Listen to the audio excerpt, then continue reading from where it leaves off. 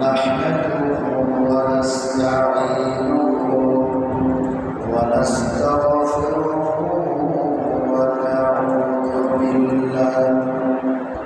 ونعوذ بالله من شرور أنفسنا ومن سيئات أعمالنا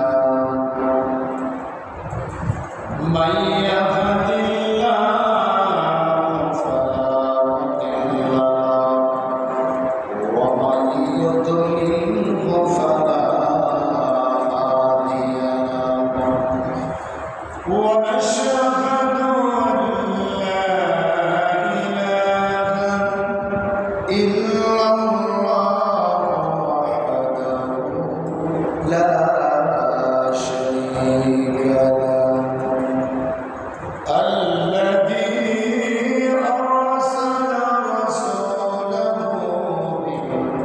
بالحق بشيرا ونذيرا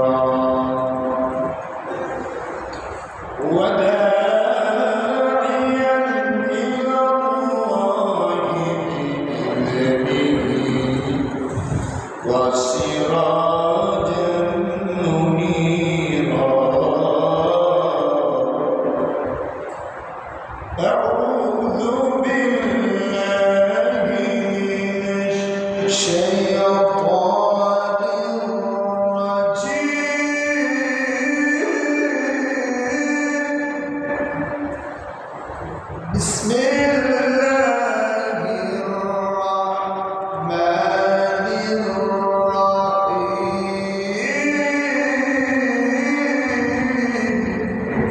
الرحيم إن أول بيت وضع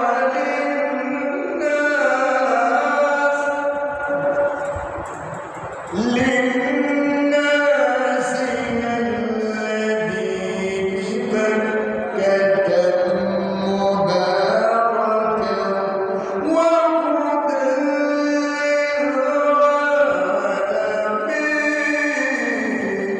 للعالمين فيه آيات بينات مقام إبراهيم ومن دخله كان آمنا ولله على الناس حج البيت من استطاع إليه سبيلا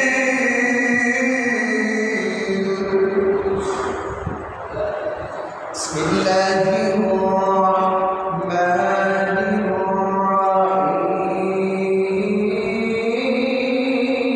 الرحيم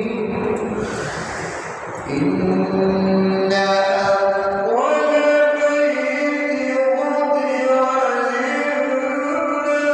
للناس إن أول بيت وضع للناس الذي ببكة مباركا وهدى للعالمين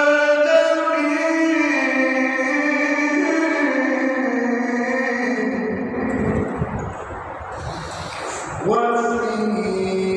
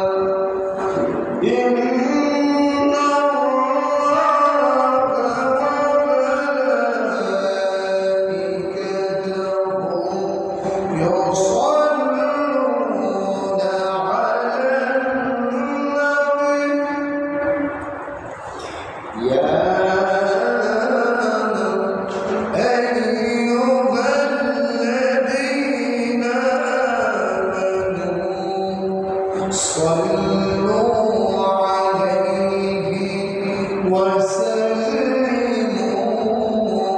تسليما اللهم صل على سيدنا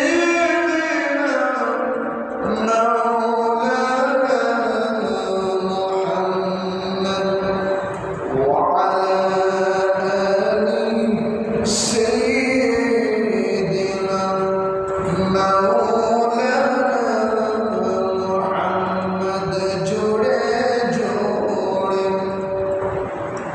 পড়ো দুরূদ জবান বন্ধ রেখো না এই দুরূদের কারণে জান্নাত তোমার ঠিকানা صل على سيدنا مولانا محمد وعلى آل سيدنا مولانا দুরূদ পড়লে কি গুনাহ নাকি? দুরূদ পড়লে গুনাহ হয়? হ্যাঁ, দুরূদ পড়লে গুনাহ না, দুরূদ পড়লে লাভ আছে। নবীর উপরে কেউ যদি একবার দুরূদ শরীফ পড়ে, আল্লাহ 10টি আমলনামা থেকে গুনাহ ডিলিট করে দেন। 10টি নেক আল্লাহ আমলনামায় লিখে দেন, 10টি মর্যাদা আল্লাহ তাআলা বাড়িয়ে দেন। অতএব দুরূদ শরীফ যখন পড়া হবে, বসে না থেকে জবানটা উচ্চ স্বরে, জবানটা লেড়ে লেড়ে সকলে পড়বেন, কারণ নবীজি ছাড়া সুপারিশ করে দেওয়ালা কেউ নেই। অতএব নবীর সুপারিশ যদি পেতে চায়, সকলে যেখানেই থাকেন জবান খুলে মহব্বত নবীর প্রেমে মাতোয়ারা হয়ে পড়বেন আল্লাহুম্মা সাল্লি আলা সাইয়্যিদিনা মাওলানা মুহাম্মদ ওয়া আলা আলি সাইয়্যিদিনা।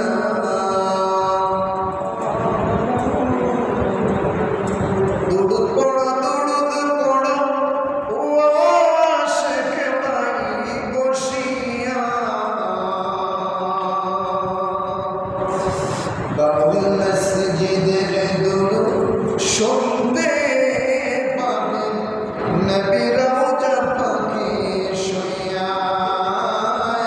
আল্লাহুম্মা সাল্লি আলা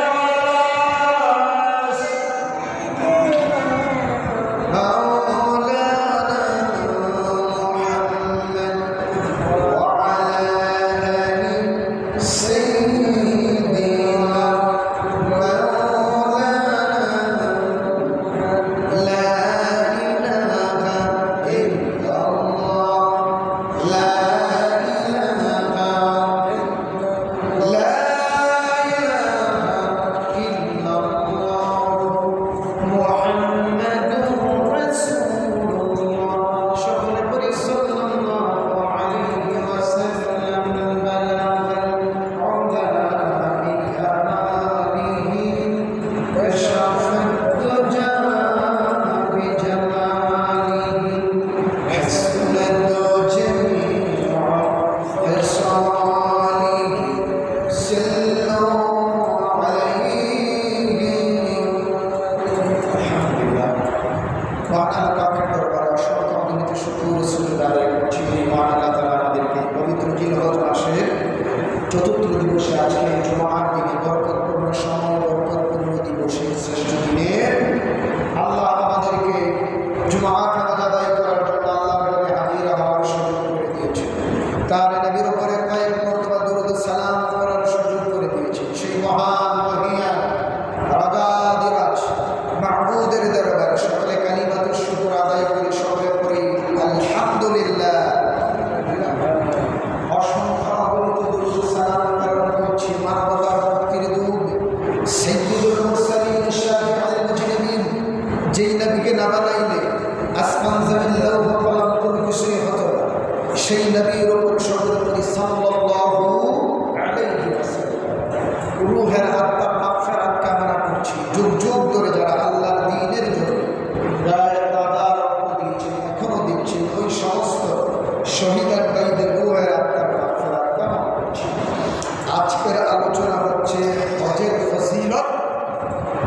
ও কুরবানির ফজিলত সম্পর্কে দুটি বিষয়ে আলোচনা, যেহেতু আমাদের সামনে আগামী জুমার আগেই বৃহস্পতিবার ঈদুল আদহা অনুষ্ঠিত হতে যাচ্ছে। অতএব হজ অনুষ্ঠিত হবে, অতএব হজের গুরুত্ব, হজ কার উপরে ফরজ এবং কোরবানি কার উপরে ওয়াজিব, এই দুইটা বিষয়ের উপরে ইনশাআল্লাহ আমি চেষ্টা করব কোরআন হাদিসের আলোকে আলোচনা ইতি টানার জন্য। আমার ভাইরা, হজ কার উপরে ফরজ? আল্লাহ তাআলা সূরা আল ইমরান কোরআনুল কারীমের ধারাবাহিকভাবে সূরা ফাতিহার পর থেকে বাকারা করে সূরা আল ইমরান, অর্থাৎ ধারাবাহিকভাবে কোরআনুল কারীমের 3 নম্বর সূরা, সূরার নাম হলো সূরা আল ইমরান। সূরার নাম কি? সূরা আল ইমরান। সূরা আল ইমরানের 97 নম্বর আয়াতে কারিমায় হজ কার উপরে ফরজ আল্লাহ বলেছেন। বিসমিল্লাহির রাহমানির রাহিম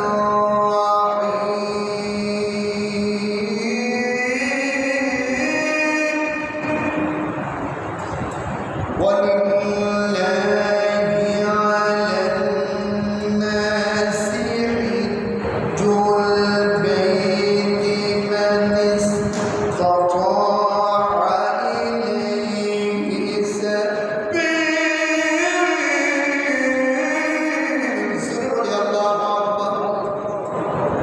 আল্লাহ রাব্বুল আলামিন ওয়ালিল্লাহি আলান নাসি হিজ্জুল বাইতি মান ইসতাতাআ ইলাইহি সাবিলা। যেই ব্যক্তির সামর্থ্য আছে আল্লাহর ঘর পর্যন্ত যাওয়া, নবীর রওজায় যাওয়ার ক্ষমতা আছে, ওই ব্যক্তির উপরে আল্লাহ হজকে ফরজ করে দিয়েছেন। জোরে কোন সুবহানাল্লাহ। যে ব্যক্তি আল্লাহর ঘর পর্যন্ত যাওয়া টাকা আছে, সামর্থ্য আছে, ওই ব্যক্তির উপরে হজ করা ফরজ। আর ইসলামের 5টি স্তম্ভের মধ্যে 2টি স্তম্ভ সবাই পালন করতে পারে না, 3টি স্তম্ভ সবাই পালন করতে পারে। কালিমা, নামাজ, রোজা, এই 3টা সবাই পালন করতে পারে, গরিবরা সবাই। আর 5টা পালন করতে পারে তারা যারা ধনী ব্যক্তি, যাকাত আর হজ। 2টা জিনিস পালন করবে ধনীরা, অর্থাৎ ধনীরা 5টা, গরিবরা 3টা পালন করলেই হবে। আবার যখন ধনী হবে তখন সেও 5টা পালন করবে। অতএব আল্লাহ তাআলা বলছেন, যেই ব্যক্তির আল্লাহর ঘর পর্যন্ত যাওয়ার ক্ষমতা আছে ওই ব্যক্তির উপরে হজ ফরজ। আল্লাহর নবী হাদিস শরীফের মধ্যে এসেছে, আল্লাহর নবী বলেছেন, قال النبي صلى الله عليه وسلم من حج فزار قبر بعد موته كان كمن زاره في حياته رواه البيهقي। سبحان الله। আল্লাহর নবী বলেছেন, আমি নবী বিদায় হয়ে গেছি, আমি নবী উম্মতের পরে যে ব্যক্তি আমি নবীর রওজায় গিয়ে বলবো আসসালাতু ওয়াসসালামু আলাইকা ইয়া রাসূলুল্লাহ, আসসালাতু ওয়াসসালামু আলাইকা ইয়া হাবিবাল্লাহ। আল্লাহর নবীজি বলেছেন সে যেন আমি জিন্দা নবীর সালাম জানাই। সুবহানাল্লাহ। আল্লাহর নবী বলছেন, মান হাজ্জা ফাজারা কবরা বা'দা মাউতি কানা কামান যারানি ফি হায়াতি, রাওয়াহু বাইহাকি। বাইহাকির বর্ণনা এসেছে, আল্লাহর নবী বলেছেন, আমি নবী ওফাতের পর যারা আমি নবীর রওজার পাশে যেই উম্মত আমার সালাতু সালাম দিল, সে যেন আমি জিন্দা নবীর সালাম দিল। জোরে বলুন সুবহানাল্লাহ। তাইলে এদিক দিয়ে আল্লাহ কোরআনে বলছে, যেই ব্যক্তির ক্ষমতা আছে আল্লাহর ঘর নবীর রওজা পর্যন্ত যাওয়া, ওই ব্যক্তির উপরে হজ করা ফরজ। আর কিন্তু কি হাদিস শরীফে নবীজি বলছেন, যে ব্যক্তি আমি নবীর উফাতের পরে আমি নবীর রওজায় গিয়া সালাম জানাইল, সে যেন আমি জিন্দা নবীর সালাম জানাইল। যে ব্যক্তি হজ করেছে, হজ করাটা কত মজা, কত সৌভাগ্যের বিষয়। যে ব্যক্তি করেছে ওই ব্যক্তি ছাড়া কেউ জানে না। আসল প্রিয় ভাই আবার এই হজটা অনেক মানুষের উপরে ফরজ, কিন্তু আমরা করতে চাই আবার আসেন। যদি হজটা না করি তাহলে কি হইব? আল্লাহ নবী যে হাদিস শরীফে কি বলছে, তিনি নিজে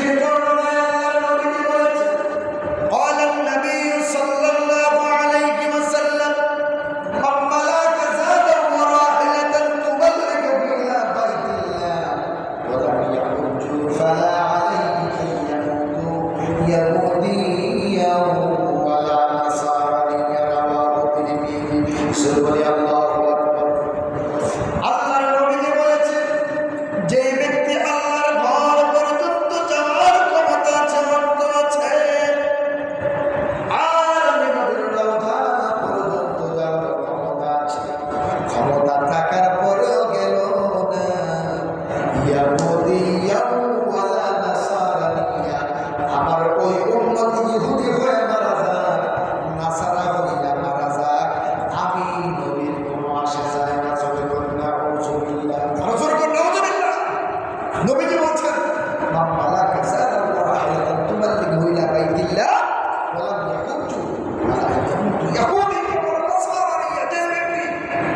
সমর্থ থাকার পর হজ করতে যায় না, আমি নবীর রওজাতে আঘাত করতে যায় না, ইহুদিকে বলে নাসারানিয়া, সে ইহুদি হয়ে পড়ুক, নাসারা হয়ে পড়ুক, আমি নবীর কোনো আসা যায়। তাইলে যেই নবী যে কিয়ামতের ময়দানে আমাদেরকে সুপারিশ করবে বিশ্বাস হয়, তাইলে ওই নবী যদি কয় আমার উম্মত নাসারা হয়ে পড়ুক, ইহুদি হইয়া পড়ুক, তবে উম্মত কিন্তু জান্নাতে যাবে। আমরা নবীর কি কথা রাগ হইয়া গেছেন না খুশি হইয়া গেছে? রাগ হইয়া গেছেন না যে ইয়াহুদি তিরমিজির বর্ণনা, সেই তিরমিজির বর্ণনা এসেছে। নবীজি বলছেন আইয়ামুতু ইয়াহুদিয়্যা ওয়া নাসারানিয়া, ইহুদি হয়ে পড়ো, ওই নাসারা হয়ে পড়ো, আমি নবীর আশা যায় না। নাউযু বিল্লাহি মিন যালিক। নবীজি যদি এই কথা বলে থাকে তাইলে বাঁচার রাস্তা নাই। অতএব প্রিয় ভাইয়েরা, বন্ধুরা আমার, এই হজ যাওয়ার পরে ফরজ, হজ অবশ্যই অবশ্যই করা লাগবে। যেহেতু ইসলামের 5টির উপরে এটা কোনো নাফল না, এটা ওয়াজিব না, মুস্তাহাব না, এটা সুন্নাত না, এটা আল্লাহর বিধান। যেই আল্লাহ আপনাকে আমাকে বানাইছে, সূরা আল ইমরানের 97 নম্বর আয়াতে কারিমা আল্লাহ ঘোষণা দিয়ে দিয়েছেন, হাবিব আপনি জানিয়ে দেন, ওয়ালিল্লাহি আলান নাসি হিজ্জুল বাইত মান ইসতাতা ইলাইহি সাবিল। যেই ব্যক্তির সামর্থ্য আছে হজ করার মতো, ওই ব্যক্তি হজ করা ওই ব্যক্তির উপর ফরজ। অতএব প্রিয় ভাইরা, আল্লাহ রাব্বুল আলামিন হজ তাদের উপরে ফরজ করেছেন সম্পদশালী ব্যক্তির উপরে, অনেক গরিব মানুষ হয়ে বসে নবীর রওজায় তো যাইতে মন চায়, কিন্তু অর্থ না। অর্থ যদি না থাকে আপনার উপর হজ করা ফরজ না। আপনি ধনী না হইলে, অর্থ না থাকলে হজ ফরজ তো ওই হাদিসগুলো আপনার জন্য নয়। যাদের ফরজ ওই ব্যক্তির জন্য। কারণ নবীজি কত বড় কথা বলছে দেখছি, যে ব্যক্তি আমি নবীর উফাতের পর আমি নবীর রওজায় সালাম জানাইল, সে যেন আমি জিন্দা নবীকে সালাম জানাইল। আর যে সামর্থ্য থাকার পরে হজে যায় নাই, ইহুদি হয়ে পড়ুক, নাসারা হয়ে পড়ুক, আমি নবীর কোনো আসে যায় না। তাই এত বড় কথার পরেও যদি আমরা হজ ফরজ আমরা না যাই, আল্লাহর কাছে বাঁচার কোনো রাস্তা আছে? রাস্তা। এই জন্য আমরা হজ করতে গেলে টাকাটা অনেক বড় বিষয়। আমি বিদায় হয়ে গেলে কফিনের কোনো পকেট আছে, পকেট থাকলেও মানুষ টাকা পয়সা দিয়ে দেবে, স্বর্ণরূপ দিয়ে দেবে, কিছুই দিবে না। খালি এসেছি 3খানা 5খানা কাপড় নিয়ে আমাকে কবরে চলে গেছে। কোথায় কোথায় ক্ষমতাদারী মানুষগুলো কোথায়? সব মাটির নিচে মাটিয়ে খেয়ে ফেলেছে।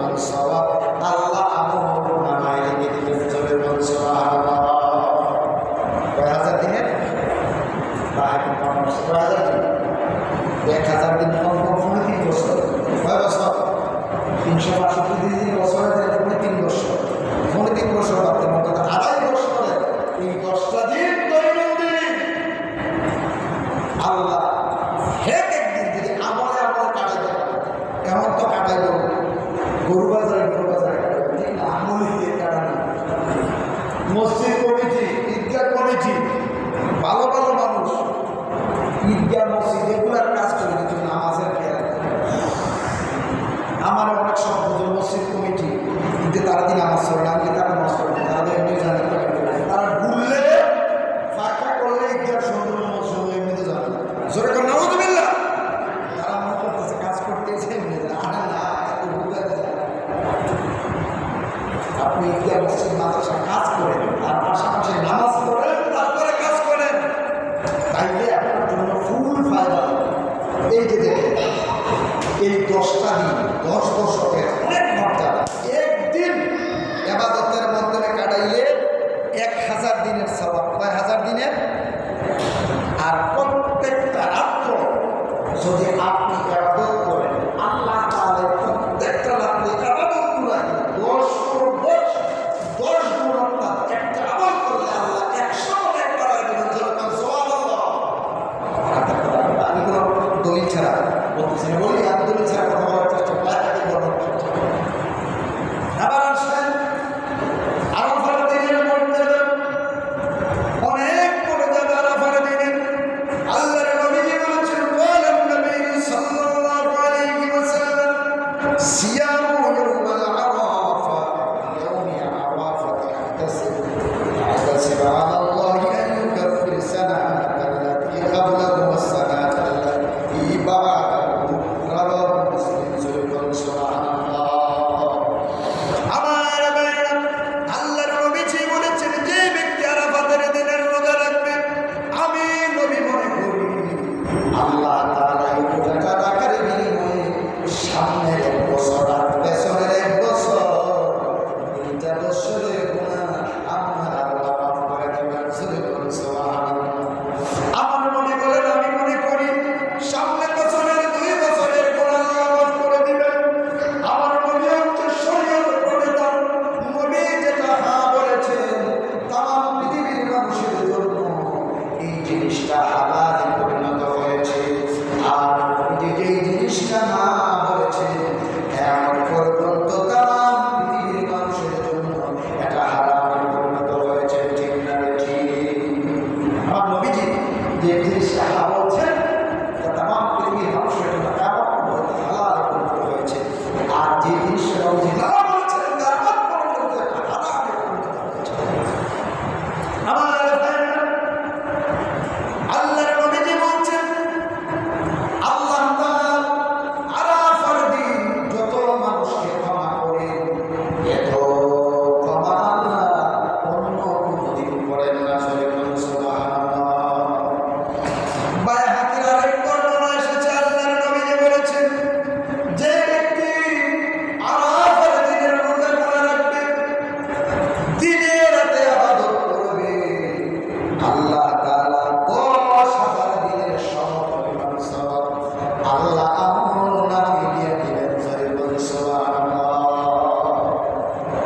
তাই প্রিয় ভাইরা আমার, যদি আরাফার দিন রোজা রাখেন আর ইবাদতে কাটাইতে পারেন, অর্থাৎ আগামী মঙ্গলবার আর বুধবার 2টা দিন যদি ইবাদতের মাধ্যমে কাটাইতে পারেন, আপনি গরু বাজারে গেছেন, কোনো সমস্যা নেই। গরু বাজার ডাকছেন, এখানে থাকা লাগবে না, আপনি থাকেন, সমস্যা নেই। উঠতে বসতে সুবহানাল্লাহ, আলহামদুলিল্লাহ, আল্লাহু আকবার, গালিগালাজ না কইরা সময় মতো নামাজটা আপনি পড়বেন। আর সুযোগে আপনি ইবাদত করবেন। ইবাদত যখন আপনি করা শুরু করবেন, দেখবেন আপনি এই 10,000 দিনে সমপরিমাণ সওয়াব। 2টা রোজা রাখবেন। যেহেতু আমি সকালেও বলেছি, যেহেতু আমাদের 9 তারিখ হচ্ছে বুধবার, আমাদের কয় তারিখ? এখানে হাদিসে আসছে 9 তারিখের কথা বলা হয়েছে। তা আমরা বাংলাদেশের মানুষ যেহেতু একদিন ডিফারেন্স, 24 সালের ডিফারেন্স না, এই জন্য আরাফার দিন হচ্ছে 24 মঙ্গলবার। কোন দিন? মঙ্গলবার। আমরা মঙ্গলবার বুধবার আমরা রোজা রাখবো। কয়টি? আমরা 2টা রোজা রাখবো, যেহেতু আরাফার দিন মঙ্গলবার আর আমাদের 9 তারিখ বুধবার। কি হয়? এই জন্য আমরা 2টা রোজা রাখবো। আরাফার কয়টা রোজা রাখবো? সবাই খেয়াল রাখবেন, আমরা 2টা রোজা রাখবো। তাইলে চিন্তা করেন, এদিক দিয়ে যদি প্রত্যেক দিন 2.5 বছরের সমপরিমাণ নেক আমল নামায় লেখা হয়, আর এদিক দিয়ে আরাফার দিনগুলোতে যদি আপনি ইবাদত তো আরাফার দিনগুলোর মধ্যে যদি অতিবাহিত করতে পারে, তাই বাকি বর্ণনা আসে 10,000 দিন নেক আমল করলে যে সওয়াব হবে সেই সওয়াব আল্লাহ আমার দিয়ে। অর্থাৎ হিসাব করে দেখলাম, যদি আমরা এই আরাফার 2 দিন একটু ইবাদতের মাধ্যমে কাটাইতে পারি, তাইলে 2000 দিনে 5 বছর, 4000 দিনে 10 বছর, 6000 দিনে 15 বছর, 8000 দিনে 20 বছর, 10,000 দিন 25 বছরের সমপরিমাণ নেক আল্লাহ এই আরাফার দুইটা রোজা রাখলে সুবহানাল্লাহ আলহামদুলিল্লাহ একটু ইবাদত করতে পারবে। একটু ইবাদতের মাধ্যমে এই দুইটা দিন যদি কাটাইতে পারে, তাহলে 25 বছরের সমপরিমাণ নেক আল্লাহ আমার নামে দিয়ে দিবে। বলে আল্লাহু আকবার। তাইলে এই 10 বছরকে মর্যাদা কম না বেশি? আমরা অনেকে আছি 10 দিন ঘুরলে ব্যস্ত থাকবো, কেউ কিনায় ব্যস্ত, কেউ বাজার নিয়ে ব্যস্ত, আবার কেউ কুরবানির শরীর নিয়ে ব্যস্ত। অবশ্যই কুরবানি করবেন, অবশ্যই কুরবানি যাদের উপরে ওয়াজিব অবশ্যই তারা করবেন। কিন্তু প্রিয় ভাইয়েরা আমার, আমরা হজ করতে পারি না, হজের যে নেকগুলা তালাশ করে এগুলা কামাই করা রাখবে না। এই বছর আছে, আগামী বছর নাও থাকতে পারে, ঠিক না? আগামী বছর নাও থাকতে পারে।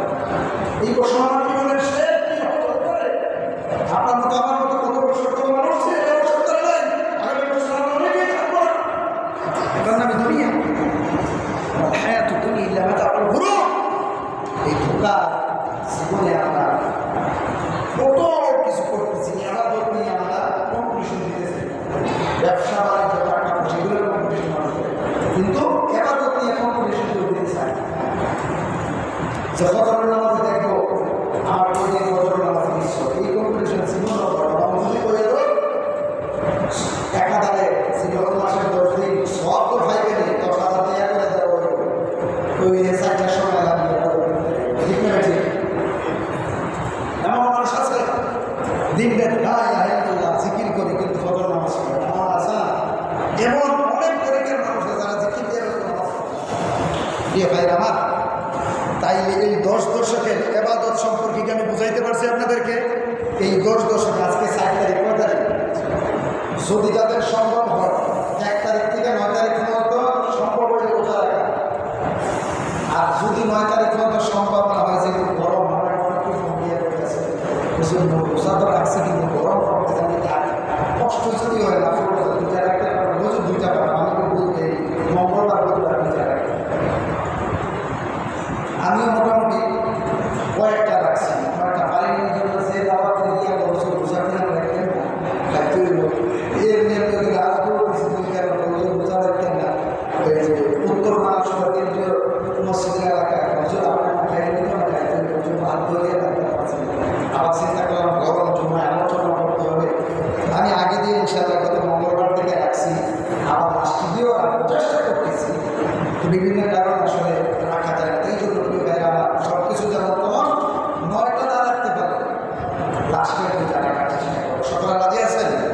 নারী পুরুষ সকলকে রাখার জন্য করতে হবে।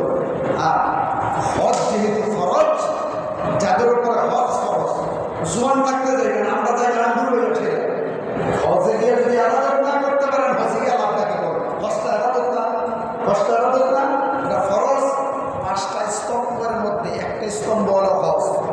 কারণ আমি হজে গিয়া যদি আমার ভাইয়েরা চক্কর না দিতে পারেন, পাথর না মারতে পারেন, হজের যাবতীয় কার্যক্রম পালন না করতে পারেন, দুই বয়সী গিয়ে হজে যাইবেন জোয়ান বয়সে, খাইয়া যেমন আরাম হজে যাবেন জোয়ান বয়সে, এবার একবার গেলে সম্পদটাকে নাহলে আবার যাইতে পারছেন, নাইলে করবেন যে আবার তোমরা করো। আল্লাহ নবী বলছে তোমরা করলে দরিদ্রতা দূর হয়। কি হয়? দরিদ্রতা দূর হয়। কিন্তু আসেন ফরজ হজের বদলে উমরা করলে কিন্তু এটা জানলে রাখবেন, ফরজের বদলতে তোমরা করবেন, এক পাবেন, সওয়াব পাবেন।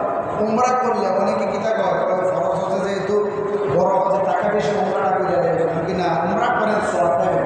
উমরা করলে ফরজ আপনার আদায় হবে না।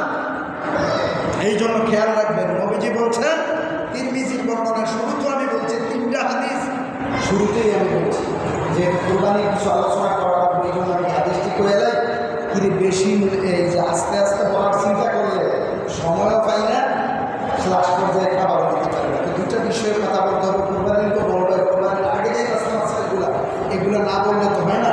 এই জন্য 2টা বিষয়ে যেহেতু আলোচনা করতে হবে, এই জন্য আজকে বইও হয়েছে 12টা 20 21 তাড়াতাড়ি বলছি। আমাকে 2টা বিষয়ে যেহেতু আলোচনা করার আগে একটু আগে আগে করি। তাই আসুন, নবীজি বলছেন মাম মালাকা সাদা ওয়া রাহিলাতান তুবাল্লিগু ইলা বাইতিল্লাহ ওয়া লাম ইয়াকুজু ফালা আলাইহি আইয়ামুতা ইয়াহুদিয়্যা ওয়ালা নাসারানি। আবার রিপিট করছি আমি এই জন্য আল্লাহর নবী বলেছেন যে ব্যক্তির তৌফিক আছে হজ করার মতো, হজ করার মতো তৌফিক থাকার পরে যে ব্যক্তি হজ করল, ইয়াহুদিয়্যা ওয়ালা নাসারানি, সে ইহুদি হয়ে মারা যাক, নাসারা হয়ে মারা যাক, আমি নবীর কোনো আশায় যায় না। জোরে বলি নাউযুবিল্লাহ। নবীজি এত বড় কথা বলে ফেলেছে, নবীজির সুপারিশ ছাড়া আল্লাহ জান্নাতে যাওয়া যাবে যাবে না। নবীজি বলছেন মান মালাকা সাদা ওয়া রাহিলাতান তুবাল্লিগু ইলা বাইতিল্লাহ, যে ব্যক্তি আল্লাহর ঘর পর্যন্ত যাওয়ার তৌফিক আছে, ক্ষমতা আছে, যে ব্যক্তি হজ করার ক্ষমতা আছে কিন্তু হজ করে না, ফালা আইয়ামুতু ইয়াহুদিয়্যা ওয়ালা নাসারানিয়া, ইহুদি নাসারা হয়ে পড়ো। আমি এই ব্যাপারে নবীজি বলে জানি না।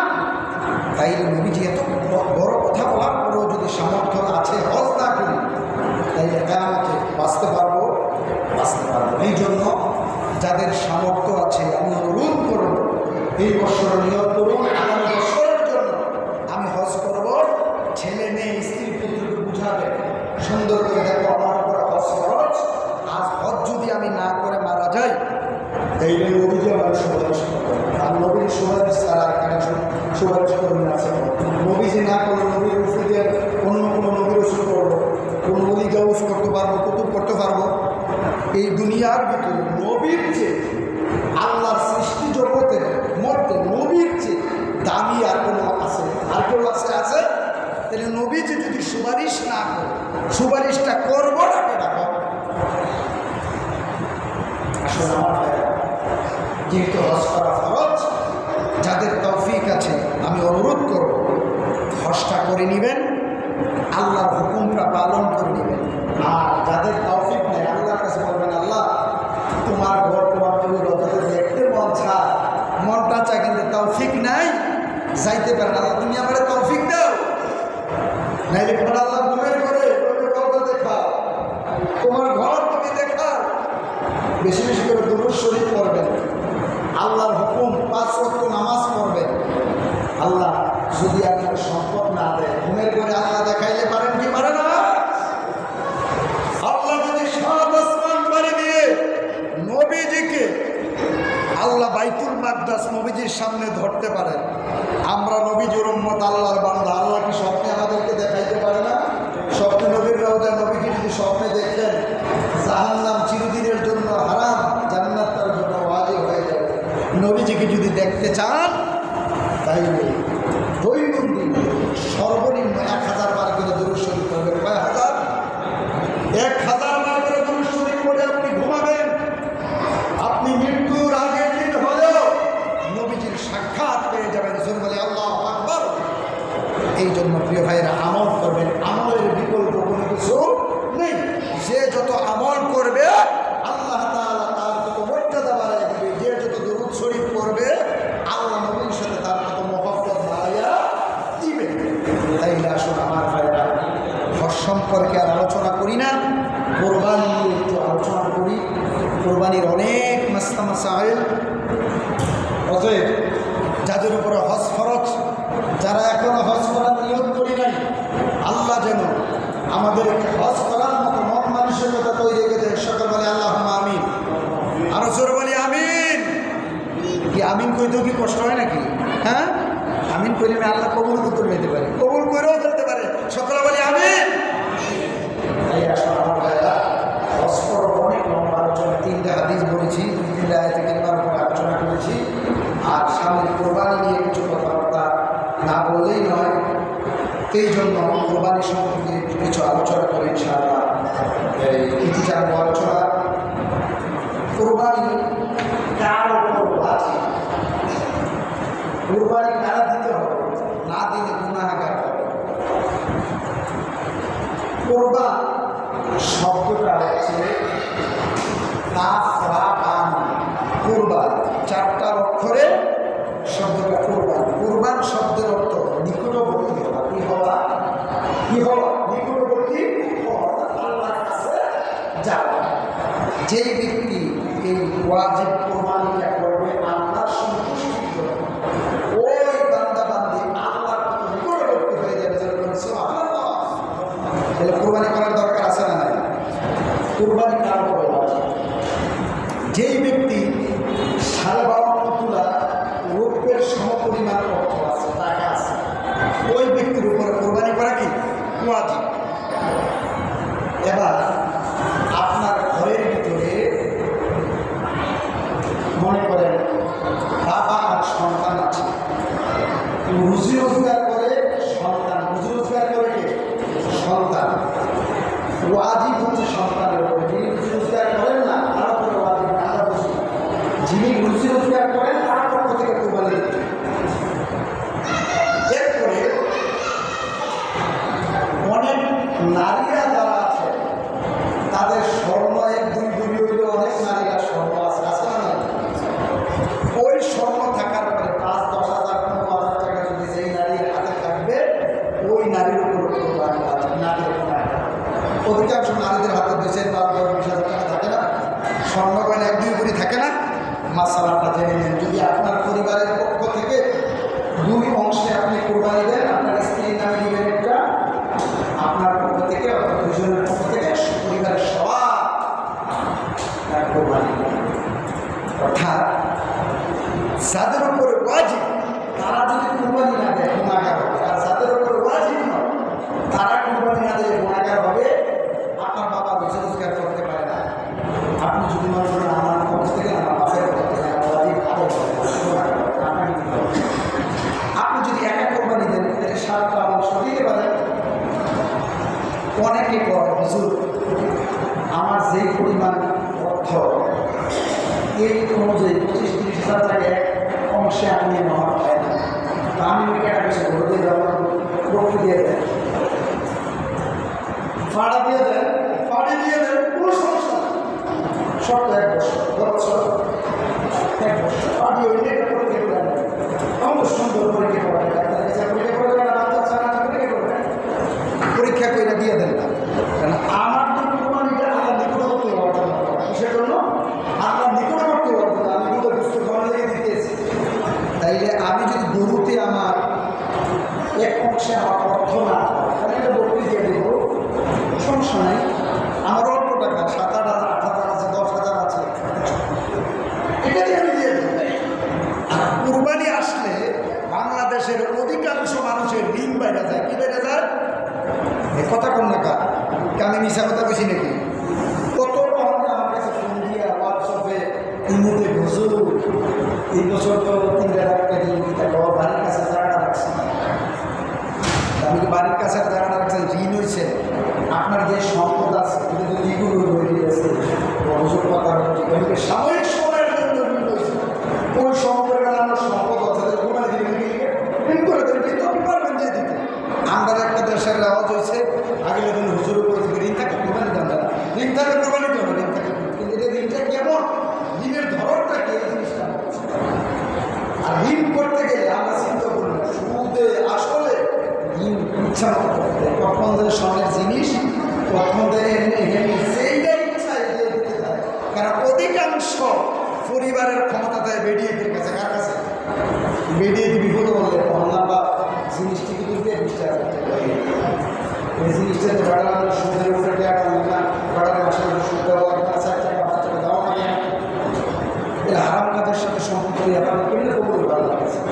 তাইলে দেখেন আরো পরে কোরবানি ওয়াজিব। যেই ব্যক্তি 52 তোলা রূপার পরিমাণ অর্থ যে ব্যক্তি থাকবে তার, এরপরে যাকাতের একটা হিসাব আছে যে 1 বছর যদি আপনার কাছে টাকাটা থাকে 1 বছর পরে আপনাকে যাকাত দিতে হবে। কি দিতে হবে? আর কুরবানির ব্যাপার 10, 11, 12 এই 3 দিন যদি আপনার কাছে টিয়া দেয় তখন কয় দিন? 10, 11, 12। এই যে দেখেন ইবাদতের এই মধ্যে বলেই যে কোনো যদি খেয়াল থাকে না থাকে, এই যে বুধবার অর্থাৎ 9 তারিখ থেকে 13 তারিখ আসর পর্যন্ত তাকবীরে তাশরিক দেওয়া লাগে। এটা নারী পুরুষ সবার জন্য ওয়াজিব। কার জন্য? নারী পুরুষ। পুরুষরা উচ্চ স্বরে দিবে, নারীরা দিবে আস্তে আস্তে। এক হুজুর লোক হুজুরে আমারে কইতে আসবে বেড়াইতে দেওয়া লাগে না, বেড়াইতে দেওয়া ভাইসা যখন বেড়ারে আমি হুজুরে ঘোরাইয়া ধরলাম, ধরলে গাড়িটা তুমি খেয়াল করছেন দুনিয়া এটা কিন্তু গুণাগার হবে, ওয়াজিব। কেউ যদি ওয়াজিব তরফ করে গুণাগার হবে, তাইলে যে কোনো একটা হাদিস এবং কোরআনের আলোকে মানুষকে দিক নির্দেশনা দিবেন, আপনি বুঝে দিবেন না, আপনি উল্টা পাল্টা দিলে এই গুণাগারকে হবে, আপনিও হবেন, তারাও হবে, সমাজবাসীও প্রচুর হবে। তখন ওনাকে বুঝালাম, উনিও বুঝতে সময় বললাম, ভাই পুরুষেরা দিবে উচ্চ স্বরে আর নারীরা দিবে আস্তে আস্তে। 5 ওয়াক্ত নামাজে 3 বার দিলে সমস্যা নাই, একবার দেওয়া ওয়াজিব। কয়বার? একবার দেওয়া ওয়াজিব। কেউ যদি 3 বার দেয় না, আমরা এই যে বাংলাদেশের এই এলাকা বিশেষ করে আমরা 3 বারই দিই, এদের যাওয়া আছে। অর্থাৎ 23 ওয়াক্ত, অর্থাৎ 9 তারিখ থেকে 13 তারিখ পর্যন্ত। অর্থাৎ বুধবারে শুরু হবে, বুধবারে যদি শুরু হয় বুধ, বৃহস্পতি 9, 10, 11, 12, 13, বুধ, বৃহস্পতি, শুক্র, শনি, রবিবার। রবিবার আসরে গিয়ে শেষ হবে। যারা জামাতে পড়েন তারা লাগে কোনো সমস্যা নেই, তারা কিন্তু জামাতে দেওয়া হয়। যারা এককভাবে নামাজ পড়েন তারা কিন্তু অনেকে ভোট দিয়ে একটা দিয়ে চিন্তা করবে, এছাড়া তো উপায় নেই, এটা ওয়াজিব। এই জন্য আমি কই খেয়াল থাকেন না, যাতে আগে আগেই বলে ফেলি, আগামী বুধবার থেকে রবিবার আসর পর্যন্ত অর্থাৎ 23 ওয়াক্ত তাকবীরে তাশরিক, আল্লাহু আকবার, আল্লাহু আকবার, লা ইলাহা ইল্লাল্লাহ, আল্লাহু আকবার ওয়া লিল্লাহিল হামদ। এই তাকবীরে তাশরিকটা দিবেন, দিলে আল্লাহ তাআলা খুশি হয়। কে খুশি হয়? আল্লাহ তাআলা খুশি হয়।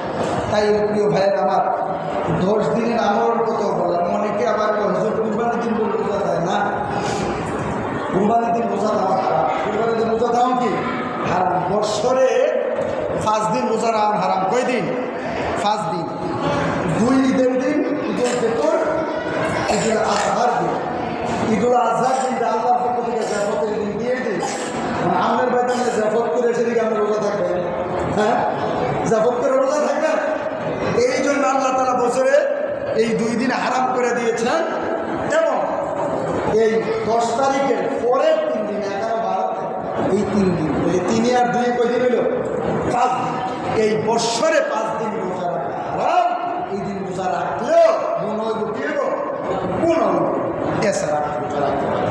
তাই আমার ভাইয়েরা, 10 দিবসের 10 রজনীর মর্তবা সম্পর্কে আলোচনা করছি, কুরবানি কার উপর ওয়াজিব আলোচনা করেছি। অতএব এই বছর আছি, আগামী বছর নাও থাকতে পারে।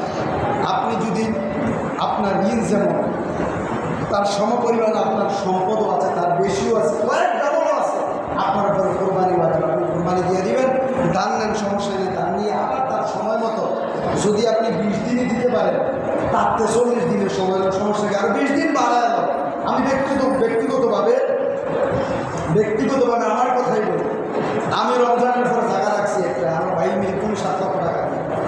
মানে আমি বর্তমান যেই সময়টা আমার কিন্তু আমার মাহফিলে আছে, আর আপনারা কতদিন আপনারাই বোঝেন।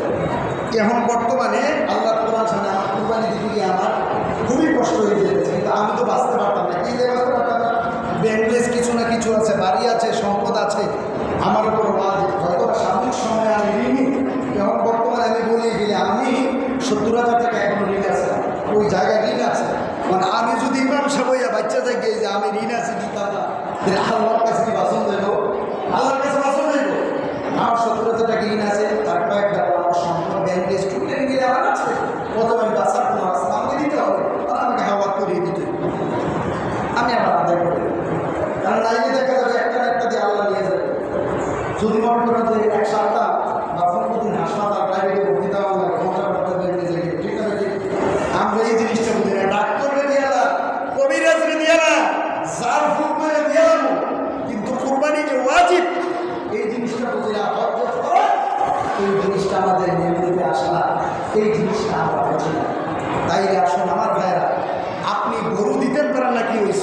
বকরি দিবেন। 8,000 টাকা আপনার বাজেট আছে, 8,000 টাকা দিয়ে আপনি দেন। 10,000 টাকা বাজেট আছে, 10,000 টাকা দিয়ে দেন। 7,000 টাকা বাজেট আছে, স্বল্প হচ্ছে 1 বছর হওয়া।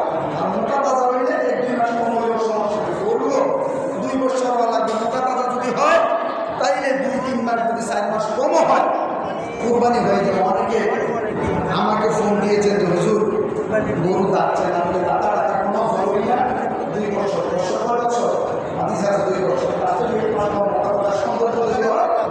আবার অনেকে দেখা গেছে কি একবার মরা কাটতে পারে না।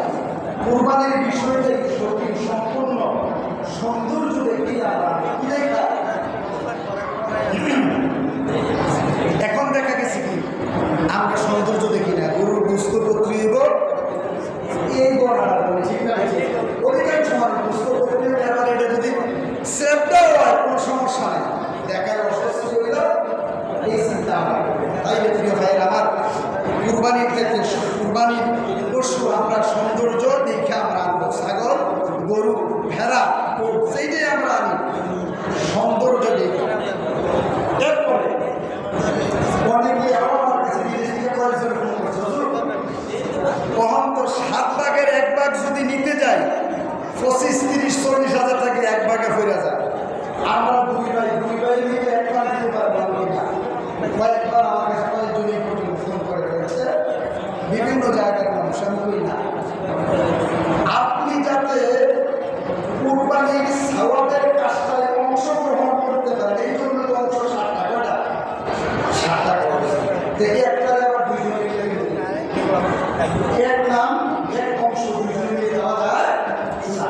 প্রয়োজন আপনার একটু অল্প দামে কিনে, যেখানে প্রতি শরীরে 40,000 টাকা 35,000 টাকা, এখন 15-20,000 টাকা আনে প্রতি নামে। যদি 20,000 টাকা করে 60 দিলে 1,40,000 টাকা, ঠিক না? একটু কমাই আর দিবেন। আপনি হালাল টাকা কামাই করবেন। দেখবেন কুরবানির ক্ষেত্রে যে ব্যক্তি হালাল টাকা আছে, আমাদের আল্লাহ আছে, আমরা এগুলো বাঁচি না, গড় দিতে থাকবেন। আপনি যে টাকাটা সম্পূর্ণ আল্লাহর রাস্তায় দিচ্ছে, দেখবেন কুরবানিটা দিবেন, তার টাকা হালাল আছে কিনা, তার নিয়ত ফ্রেশ আছে কিনা। তার নিয়তের যে জিনিসটা, এটাই হচ্ছে সবচেয়ে বড়, ঠিক কিনা? নিয়ত ঠিক না থাকলে কুরবানি হতে হবে। হুজুর আপনাদের বইলে নেন টাকাটা হালাল হইতে হইব, আমরা সাইড যদি মনে করি কুরবান দিই, হ্যাঁ মানে আমি গেলে দিকে তোমার টাকাটা হালাল না। আপনি দেখবেন আপনি গ্রামে আছেন, আপনি খবর রইবেন সেটি কোনো সুদের সাথে সম্পৃক্ত কিনা, খারাপের সাথে সম্পৃক্ত কিনা। আপনি এখানে আমরা ইমাম সাহেব 1-2 বছর 3 বছর থাকলে এলাকার কারা শুনতে এখানে কি করে দেখা যায়, আর আপনি জন্ম থেকে মৃত্যু আপনি জানেন না, এটা করে জানবেন। জানান না কেন? গতকালকে আমার সাথে গত মঙ্গলবারে আমার সাথে একজন সাক্ষাৎ দিয়েছে কামকে, কয় হুজুর এই আমি যার সাথে কোরবানি দিতাম তার সাথে কোরবানি দিতাম না কেন? তার বউ সুন্দর দেওয়া লাগে। আমি কি কেমনে জানলেন? জানতে জানলে যে নামাজ পড়ে মসজিদের কেশিয়ার চলে, তখন সে কইছে না, সে তো আলাদা হয়ে গেছে। অন্তরের যে জিনিসটা, এটা জানেন কি আল্লাহ তাআলা জানে দিয়েছেন, আমরা কবুল করে নেবেন। আস্তে আস্তে জানবেন, যাচাই করবেন আস্তে আস্তে। আপনার টাকাটা এটা তো আল্লাহর রাস্তায় ঢুকিয়েছেন। কি রাস্তা? আল্লাহর রাস্তা। অতএব